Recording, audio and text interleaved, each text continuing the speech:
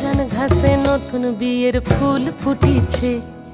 উথালি পাথালি মনে আলতা কোণে নতুন বিয়ের ফুল ফুটিছে।